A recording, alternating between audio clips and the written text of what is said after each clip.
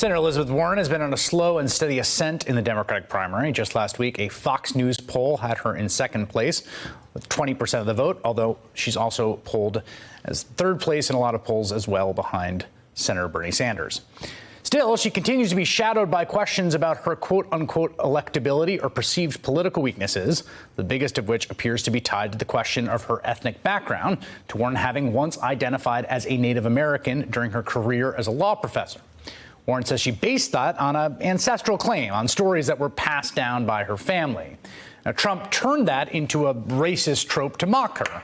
In fact, just last week in New Hampshire, the president was once again ranting that he was going to bring that racist trope back because it's a silver bullet to destroy Elizabeth Warren in the general election. The following day, Warren released a detailed plan on how to aid Native communities, and today appeared at a presidential forum in Iowa on Native American issues, 10 months after she released a DNA test trying to put that ancestry issue to rest, a test which rubbed a whole lot of people in those very communities the wrong way. Today, she apologized for her handling of the issue and talked about her plans to help Indigenous communities. I know that I have made mistakes. I am sorry for harm I have caused. I have listened and I have learned a lot, and I am grateful for the many conversations that we've had together. It is a great honor to be able to partner with Indian country, and that's what I've tried to do as a senator, and that's what I promise I will do as President of the United States of America. Joining me now, journalist Julian Brave-Noiscott, who is present at today's forum and who works with the NDN Collective, which advocates for Indigenous communities. Also with me, Cornell Belcher, Democratic pollster and strategist and an MSNBC political analyst. Julian, I saw you tweeting about the event today, and I'm just curious what the atmosphere was like in the room, what the event was like, and what the reception for the senator was like.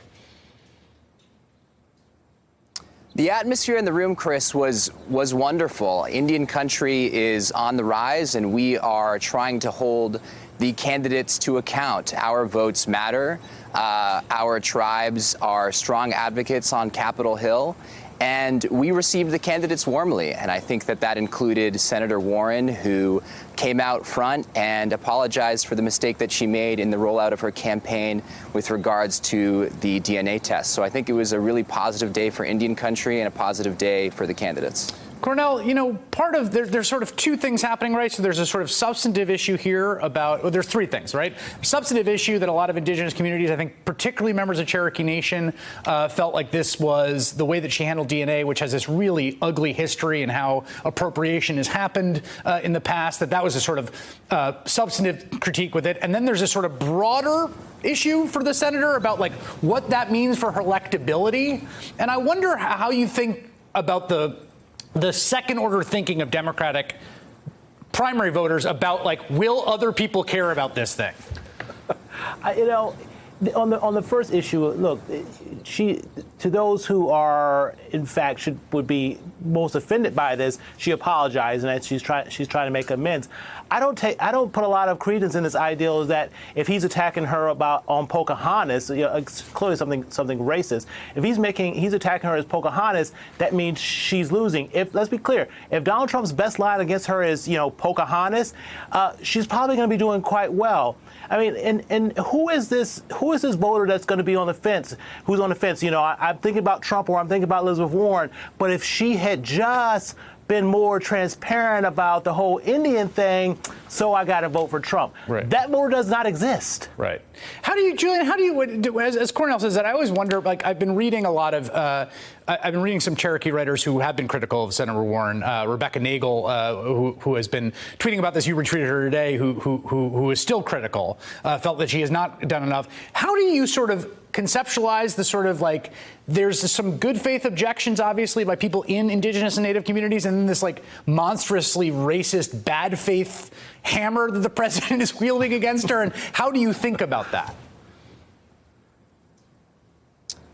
Look, I think that there are two issues here. The first is that Native people are grossly underrepresented and misrepresented by the media and American culture. And unfortunately, I don't think that this was the senator's intent, but the original handling of the DNA test added to that long history of underrepresentation and misrepresentation.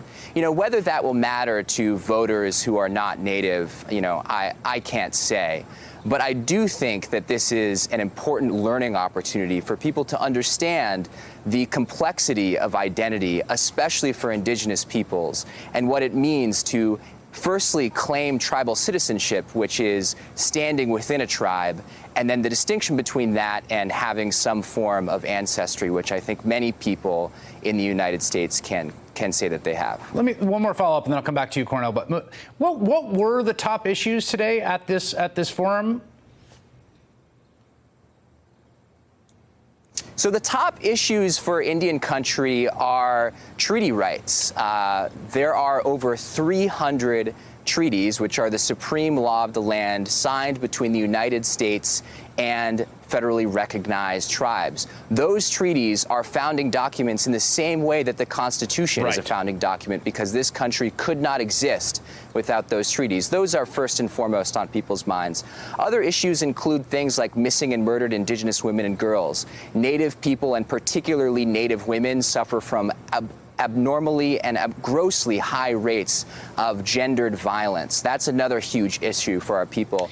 And thirdly, there are sort of the meat and potatoes issues for Indian country, which include things like funding for essential services. When the government shuts down, which it does all too often nowadays, the federally funded social services on Indian reservations often get shut down alongside that. And that is a major issue for tribes who feel that they have a special relationship with the United States that deserves to be upheld whether or not Congress is functioning. Cornell, it seems to me that also one of the things this has highlighted for me, and Julian just said this, is just like, again, the coalitional politics of the Democratic Party are just more complicated in some ways, in a good way, right? Like you're putting together this coalition of lots of different people, lots of different backgrounds and distinct experiences.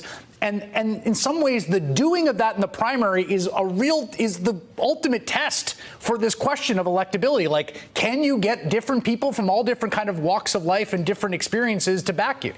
That is spot on, Chris, and quite frankly, that's the most important thing, and is why I say time and again, if you can't compete for the votes of minorities, which Sanders struggled with against Hillary, you can't be the Democratic nominee. But this is a good thing for the Native American community that we have candidates going there and talking about their issues. It's a good thing that candidates are competing for the Hispanic and African American vote in ways that they haven't before. I've never heard a Democrat talk about systemic racism before. These are good things that are happening, and that these candidates are in this space and competing for these votes. Speak well about how strategic is for them to win the primary, but also they can't win the general election. They can't rebuild an Obama coalition without doing it. All right, Cornell Belcher and Julian Brave Noisecat, who I learned a lot from today following. Thank you very much for being with me.